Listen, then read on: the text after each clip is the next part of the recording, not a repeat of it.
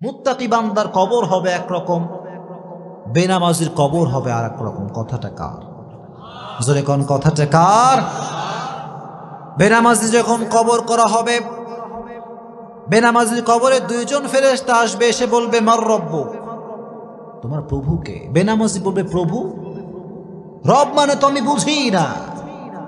আল্লাহ কারে কয় আমি তো জানি না। কারণ আজীবন সে রবের সামনে সেজদা করে নাই। চিল্লা এখন ঠিক কিনা? মাজার পূজারী যে হবে সেও কিন্তু আল্লাহর সামনে উত্তর দিতে পারবে না। চিল্লা এখন ঠিক কিনা? মাজার পূজারী আসনা নাই? মাজারের সামনে সেজদা এরকম লোক আসনা নাই? উত্তর করতে পারবে না। প্রথম প্রশ্ন বেঁধে যাবে। দ্বিতীয় প্রশ্ন মান নাবিয়ুকা, হু ইজ ইউর প্রফেট, তোমার নবীর নাম কি? সে উত্তর করতে পারবে না। তৃতীয় প্রশ্ন ওমা দীনুক, তোমার ধর্মের নাম কি? সে উত্তর করতে পারবে না। আল্লাহ বলবেন ওর কবরটাকে আগুন দিয়ে জ্বালিয়ে দাও,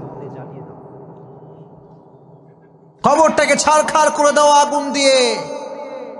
কবরের ভেতরে দাও দাও করে আগুন জ্বলতে থাকবে। বেনামাজি চিৎকার করবে আব্বা তুমি কোথায়, আম্মা তুমি কোথায়?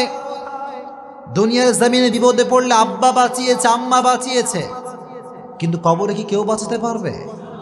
কেউ পারবে না, কেউ বাঁচাতে পারবে না। আল্লাহ বলবে এই কবরের মাটি, দুই পাশ থেকে মাটির চাপ দাও।